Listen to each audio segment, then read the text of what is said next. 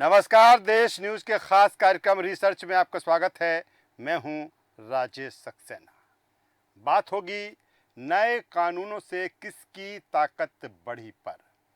देश की कानून और न्याय व्यवस्था में 1 जुलाई का दिन इतिहास के पन्नों में दर्ज हो गया। 1 जुलाई से 1860 में बनी आईपीसी की जगह भारतीय न्याय संहिता ने ले ली। 1898 में बनी सीआरपीसी की जगह भारतीय नागरिक सुरक्षा संहिता और 1872 के इंडियन एविडेंस एक्ट की जगह भारतीय साक्ष्य अधिनियम ने ली। इन तीनों नए कानूनों के लागू होने के बाद कई सारे नियम कायदे बदल गए। इनमें कई नई दफ़ा यानी धाराएं भी जोड़ी गई तो कुछ धाराओं में बदलाव भी हुआ है, कुछ हटाई गई। नए कानून लागू होने पर आम आदमी, पुलिस, वकील और अदालतों के कामकाज में काफ़ी बदलाव हुआ है, जिस तरह से कहा जा रहा है। 1 जुलाई से देश में आईपीसी, सीआरपीसी और भारतीय साक्ष्य अधिनियम की जगह 3 नए कानून जिनका जिक्र मैंने किया उन्होंने ली। भारतीय न्याय संहिता, भारतीय नागरिक सुरक्षा संहिता और भारतीय साक्ष्य अधिनियम लागू हुए हैं।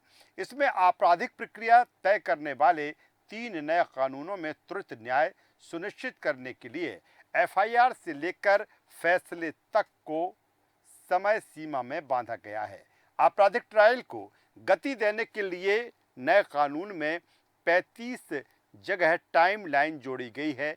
शिकायत मिलने पर एफआईआर दर्ज करने, जांच पूरी करने, अदालत के संज्ञान लेने, दस्तावेज दाखिल करने और ट्रायल पूरा होने के बाद फैसला सुनाने तक की समय सीमा तय है। नए कानून से मुकदमे जल्दी निपटेंगे, जिस तरह से कहा जा रहा है। साथ ही आधुनिक तकनीक का भरपूर इस्तेमाल और इलेक्ट्रॉनिक साक्ष्यों को कानून का हिस्सा बनाने से मुकदमों के जल्दी निपटारे का रास्ता आसान होगा, क्योंकि लंबे समय से हमने देखा कि अदालतों में किस तरह से पेंडिंग्स हैं, या फिर लोगों की चाहे एफआईआर लिखने की बात की जाए या उन्हें तुरंत न्याय की बात की जाए, ये तमाम सारी चीज़ें लंबे समय से मौजूद थी और यही कारण है कि 3 नए कानूनों को अमल में लाया गया है।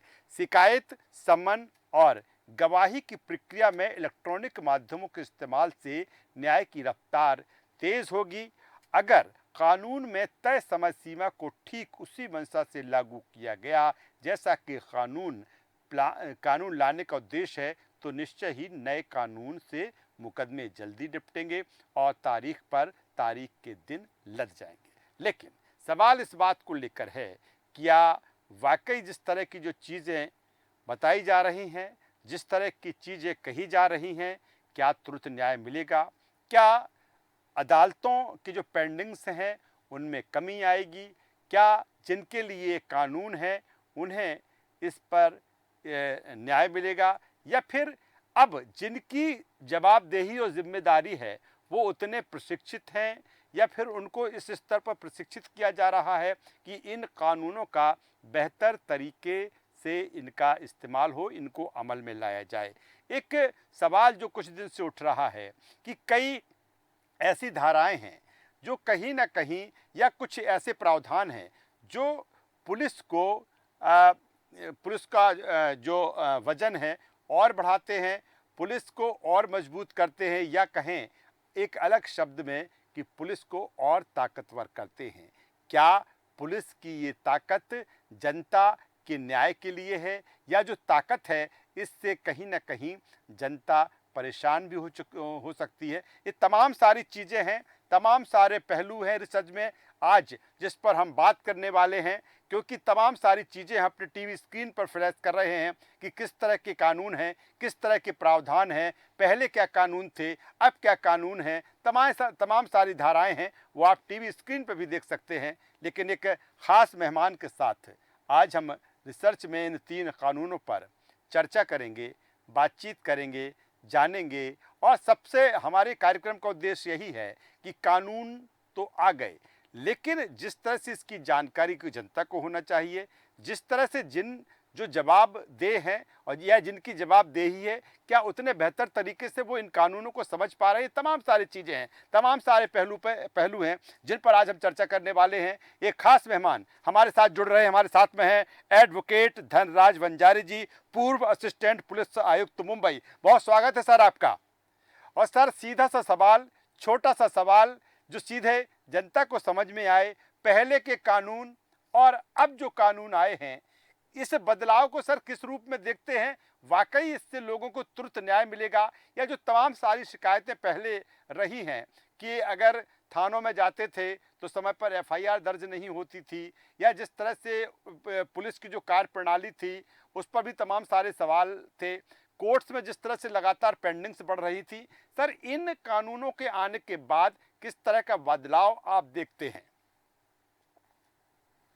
बदलाव के लिए ये बदलाव है। जी।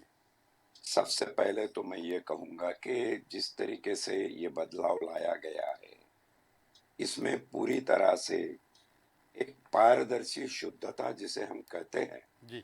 वो नजर नहीं आती। जी। दूसरी बात है कि आपने कहा कि तुरंत न्याय मिलना चाहिए जनता को। जी। अब तुरंत न्याय मिलेगा या नहीं मिलेगा, मैं समझता हूँ ये तो समय ही तय करेगा। जी। क्योंकि इसके अंदर एक बात मुझे दिखती है कि जो कानून नया बदला है, आपने नागरिक सुरक्षा संहिता बना दी, लेकिन नई प्रोसीजर के लिए जो मैकेनिज्म होना चाहिए वो पुराना ही है।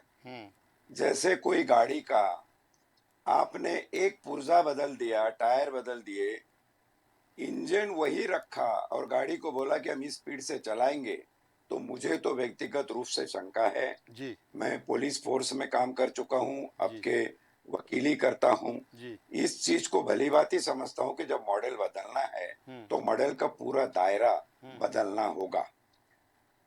एक बात जो आपने बड़ी अच्छी की कि इससे जो सक्षमता आ रही है वो किसको आ रही है, तो जनता के बजाय ये सक्षमता आ रही है पुलिस को।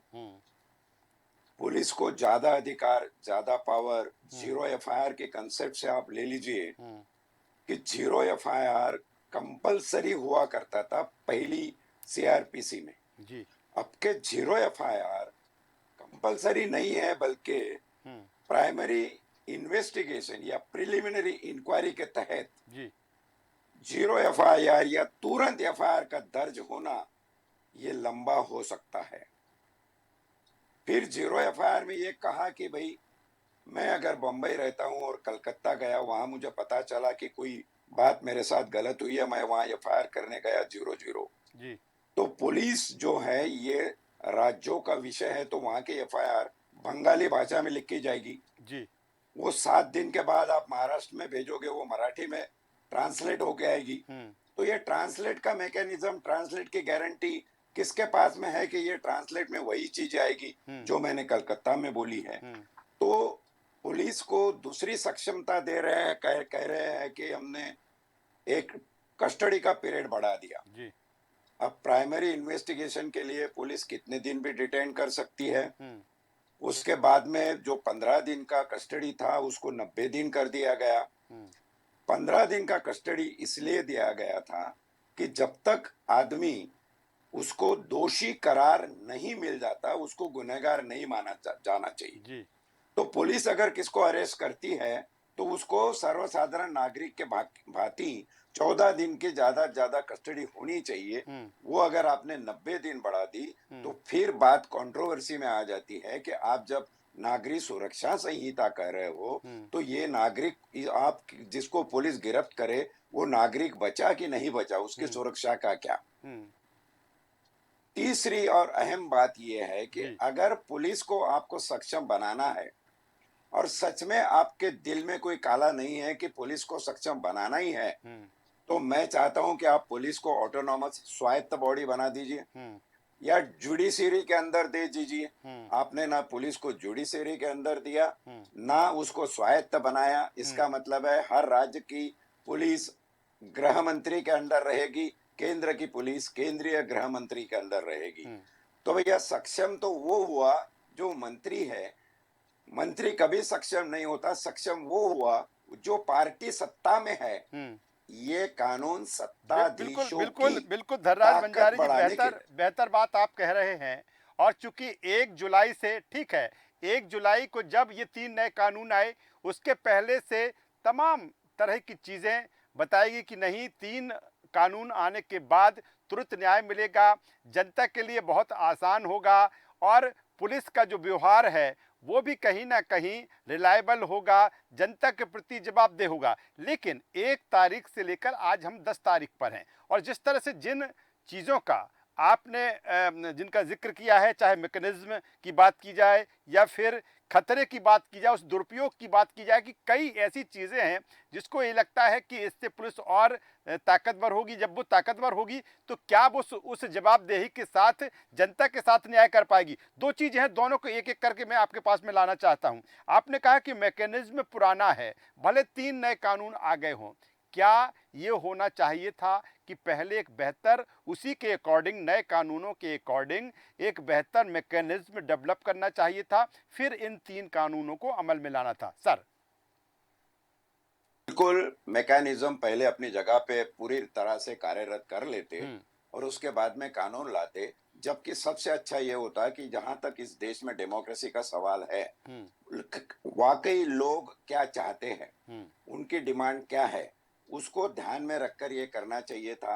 अब हुआ ये कि 12 दिसंबर को लोकसभा में माननीय गृह मंत्री ने बिल पेश किया। जी। उसके बाद में 20 दिसंबर को लोकसभा में पारित हो गया, 21 को राज्यसभा में पारित हो गया, हम्म। 25 दिसंबर को राष्ट्रपति साहिबा की उसके ऊपर सिग्नेचर हो गई, ये देश हम्म। का कानून हो गया। हम्म। अब इतनी जल्दी करने में हम्म। ये कानून के जितने प्रावधान है, जितने सेक्शंस है, हम्म। वो सेक्शन को पढ़ने के लिए भी अगर पूरे हमारे संसद के दोनों गृहों को दिया जाए हम्म। तो कम से कम 4 दिन लगेंगे। हम्म। ये 4 और 7 मिनट में ये पास हो गया। अब कह रहे कि नहीं, हमने इसके अंदर एक कमेटी बनाई थी, वो कमेटी थी पार्लियामेंट्री ज्वाइंट कमेटी, उसने बनाया। तो पार्लियामेंट्री ज्वाइंट कमेटी बनाने का सहारा लेकर गवर्नमेंट ने ये कानून थोप दिए। अब ये थोपने के बाद में हमको ये तय करना है कि हमारा स्ट्रक्चर है कैसा और उसके ऊपर क्या हो सकता है। मैं तो समझता हूँ पुलिस की जिम्मेदारी इन्होंने ज्यादा बढ़ाई, पुलिस को ज्यादा जवाबदेही किया, क्योंकि गलती करेंगे तो पुलिस वाले करेंगे, मिनिस्टर नहीं करेगा। और दूसरी सबसे बड़ी तोहमत इन्होंने लगा दी है, वो न्याय व्यवस्था पे लगा दी है। एक तरीके से न्याय व्यवस्था को पूरा इंफ्रास्ट्रक्चर न देते हुए उनको कह देना कि भाई अगर आपकी क्षमता 100 किलो की है तो आप 500 किलो ढो ही लीजिए, हो जाएगा, धीरे धीरे हम आपको दूध पिला के ताकत बना देंगे। ये तरीके से देश की कानून सुव्यवस्था में कोई तब्दीली नहीं आएगी। कोर्ट विल बी ओवरबर्डन, इतने ज्यादा ओवरबर्डन हो जाएंगे हमारी पुलिस और कोर्ट की मशीनरी कि सही न्याय तो क्या की क्या सर, निर्गमता यही होना। सिर्फ यही जल्दबाजी थी कि जो ब्रिटिश समय के जो कानून थे उनको बदलना है और अपने 3 नए कानून लाना है, यही जल्दबाजी थी? जल्दबाजी तो यही थी कि हमको कुछ कर दिखाना है, बस इतना ही है। जी। अच्छा, अगर आपको जी सर। कॉलोनियल कॉलोन जी जी जी सर, बोलिए अगर बोलिए। आपको कॉलोनियल अगर आपको कॉलोनियल माइंडसेट या ब्रिटिश की इससे निकाल के अगर बाहर लाना है तो आपने क्या किया? आपने 124 के अंदर दो राजद्रोह का, सेडिशन का गुना होता था आईपीसी में जी पुरानी, जी जी। वो निकाल दिया। लेकिन पीछे के दरवाजे से उससे भी बड़ा ड्रैकुलियन लॉ लेके आ गए, जिसमें आप कह रहे हैं वो राजद्रोह का आपने स्प्लिट किया। कितने शब्दों में स्प्लिट किया होगा आप गौर फरमाइए। सार्वभौम, सॉवरेंटी, उसके बाद में एकता, फिर उसके बाद में अखंडता, उसके बाद में देशद्रोह, और आखिर में कहते हैं सरकार द्रोह। यानी सरकार की अगर कोई पॉलिसी के खिलाफ बात करेगा तो उसको भी सेडिशन जैसे चार्ज में लटकाया जाएगा। ये यूएपीए में आपने लगाया, उसको, उसकी डेफिनेशन आपने बहुत अच्छी बना दी, काफी कॉम्प्रिहेंसिव बना दी। जी। लेकिन ये कॉम्प्रिहेंसिव डेफिनेशन में आपने ये कह दिया कि अगर अर्बन नक्सल का नाम तो इन्होंने लिखा नहीं है, लेकिन अगर कोई भी आम आदमी किसी भी तरह की ये सार्वभौम, एकता, अखंडता, देशद्रोह, राजद्रोह में आता है तो उसको देशद्रोही बना के या दहशतवादी बना के उसको आप छोड़ देंगे। जी। ये नहीं कि मतलब आम जनता की सुरक्षा है। इसमें सुरक्षा सरकार की है, सत्ताधीशों की सुरक्षा है। हम्म। और अगर आम जनता का आपको ख्याल है हम्म। तो आप आम जनता की तरीके से चलते। दो तीन चीजें कुछ अच्छी है, ये जी। नहीं कि मैं जी। सारी बुरे बातें कह रहा जी। हूँ। जी। दो तीन चीजें अच्छी है कि जहाँ पे जो रेप का, बलात्कार की जो कानून थी, हम्म। उसकी डेफिनेशन को इन्होंने काफी विस्तृत कर दिया। हम्म। कई चीजें नए डेफिनेशन के हिसाब से इन्होंने प्रमाणित करके हम्म। सारा टेक्नोलॉजिकल एविडेंस और डिजिटल एविडेंस, हम्म। उसकी परिभाषा में काफी अच्छे चेंजेस लाए हैं। हम्म। लेकिन ओवरऑल अगर ढांचा देखा जाए हम्म। तो आईपीसी को बदल के न्याय संहिता किया, हम्म। 95% वही प्रोविजन है। हम्म। सीआरपीसी को बदल के आपने नागरिक सुरक्षा संहिता का, 95% वही है। हम्म। 1872 की इंडियन एविडेंस एक्ट को बदल के आपने साक्षी अधिनियम कर दिया, हम्म। उसमें 99% एक जैसा है, हम्म। खाली 1% आपने डेफिनेशन डेवलप की है। हम्म। क्योंकि बेसिकली ये जो संहिताएं हैं, जिसको इंग्लिश में हम कोड कहते हैं, जी। बाकी कानूनों को लॉ या एक्ट कहते हैं। जैसे आर्म्स एक्ट है, पासपोर्ट एक्ट है, सिटीजनशिप एक्ट है, जी। उसको हम कोड नहीं कहते। जी।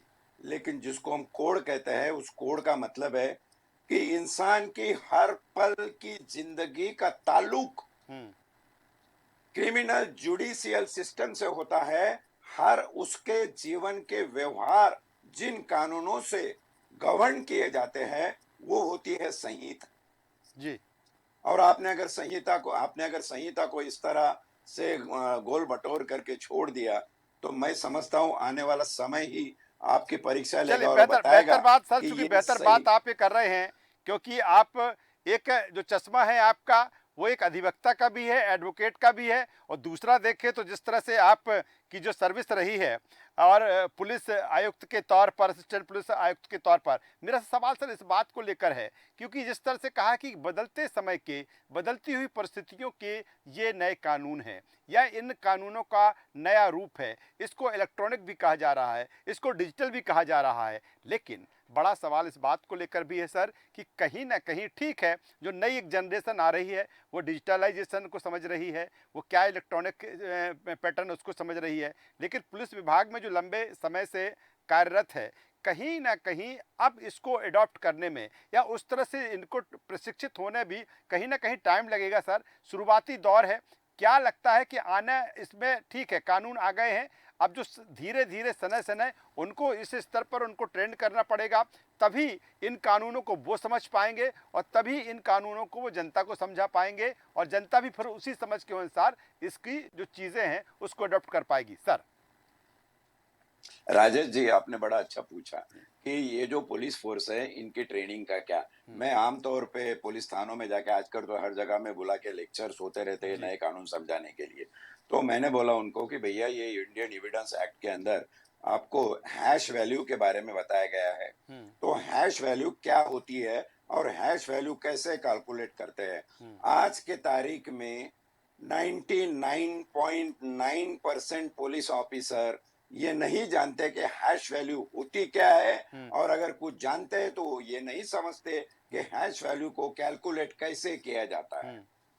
आपने बड़ी साजा बात छेड़ दी हम्म। कि हैश वैल्यू जिसको नहीं आती है, टेक्नोलॉजी में मॉर्फिंग होता है हम्म। या फिशिंग होता है, या किस प्रकार का टेक्नोलॉजिकल एविडेंस सीसीटीवी से लेकर तो हम्म। और कई कैमरा के रिकॉर्डिंग में गड़बड़ी की जाती है, हम्म। इसकी ट्रेनिंग हमारे पुलिस डिपार्टमेंट को नहीं है। हम्म। आपने ये बड़ा अच्छा किया कि कानून में प्रावधान लाया कि हर मौका वारदात पे फोरेंसिक एक्सपर्ट होना चाहिए। हम्म। अब आपके पास में हर मौका वारदात पे जाने के लिए क्या सच में पूरी तरह से प्रशिक्षित फोरेंसिक एक्सपर्ट है? जी। तो आंसर है नो। जी। मैं डडल्ले से कहता हूँ, पूरे इंडिया में ये मेरी बात लागू होगी। आंसर है नो, किसी स्टेट के पास में जी। इतने हमारे पास फोरेंसिक। तो इतना सब कुछ गड़बड़ करने की जरूरत क्या थी भाई? आपके पीछे कौन कौन कुत्ता लगा पड़ा था कि कैसे भी करके कानून चेंज कर दो, कानून चेंज कर दो। जी। कर देते, लेकिन उसको साझा तरीके से अगर करते, बहुत अच्छे तरीके से इसको किया जा सकता था। जी। एक अहम बात इसमें की गई है कि जो खुदकुशी करने का जो दायरा है, वो जी। बम्बई की केस है। हालांकि मेरा हवालदार था सुप्रीम कोर्ट में, मारुति दुब्बल बोल के, उसके वो निर्णय था, जी। तो उसने वो बंद कर दिया। ये अच्छा किया। हम्म। और सबसे अच्छी बात इसने की कि एलजीबीटी क्यू जो है, लिंग भेद में जो डिफरेंट कैटेगरीज हमारी युवा जनरेशन आज फेस कर रही है, कई सुसाइड उसमें हो रहे हैं कि कंप्लीट मैन और कंप्लीट वुमेन का कंसेप्ट जाकर अभी LGBTQAI तक 7 वेरिएशंस आ चुके हैं। इसको विस्तृत तरीके से परिभाषित कर चल सर कानून ने सर अच्छा वक्त की किया कमी है और मैं इस निचोड़ पे आना चाहता हूँ कि ठीक है, हम पुलिस की बात कर रहे हैं, सिस्टम की बात कर रहे हैं, उसकी समझ की बात कर रहे हैं, कानूनों की बात कर रहे हैं। मैं छोटा सा जवाब आपसे चाहूँगा कि जनता इन नए कानूनों के आने के बाद किस तरह से जनता भी अपने आप को तैयार करे, किस तरह से कहीं ना कहीं उसको भी अवेयर होना पड़ेगा, उसको भी जागरूक होना होगा कि नए कानून आ गए, वो उसको समझे और कहीं ना कहीं फिर उसके अकॉर्डिंग उसका वो इस्तेमाल करे। सर छोटी सी प्रतिक्रिया। जनता जनता तो ऐसा है कि वेर इज द ऑप्शन, क्या ऑप्शन है? जी जनता को जो है उसको साथ में जाना है, हम्म, लेकिन जनता बहुत समझदार है। भारत की जो समझदारी उन्होंने इस इलेक्शन में दिखाई, बहुत जी समझदार है। जी क्योंकि यहाँ पे अगर डेमोक्रेसी है, लोकशाही लोकतंत्र बचा रहेगा, तो और लोग त्रस्त हो जाएंगे कानूनों से, तो कानून बदलने की या इसको फिर से नए ढांचे में लाने की गुहार जनता ही करेगी और जनता ही ले चलिए आएगी, मेरा विश्वास बेहतर है। बात सर आप कर रहे हैं। और जिस तरह से आपका अनुभव है या जिस तरह का विषय है, मुझे लगता है कि जो समय सीमा हमारे प्रोग्राम की है काफ़ी कम है। तमाम सारे एंगल हैं, तमाम सारे पहलू हैं जिन पर लगातार हमारी चर्चा होती रहेगी, लगातार जिस पर बातचीत होती रहेगी। कुल मिलाकर मकसद यही है कि इस सिस्टम को जनता समझे, इस जो सिस्टम लाया गया है कहीं ना कहीं बेहतर तरीके से उसको अमल में लाया जाए। सर बहुत शुक्रिया, बहुत धन्यवाद इस तमाम जानकारी के लिए। तो हमारे साथ में एडवोकेट धनराज वंजारी जी, पूर्व असिस्टेंट पुलिस आयुक्त मुंबई, जुड़े हुए थे और जो नए कानून आए हैं उनकी क्या ताकत है, वो किस तरह से उनको इस्तेमाल किया जाना चाहिए, किसके हिस्से में क्या चीज़ें, तमाम पहलुओं पर चर्चा हुई, बातचीत हुई। और रिसर्च में आज बस इतना ही। देश न्यूज़ पर खबरों का सिलसिला लगातार जारी है। आप बने रहिए हमारे साथ। नमस्कार।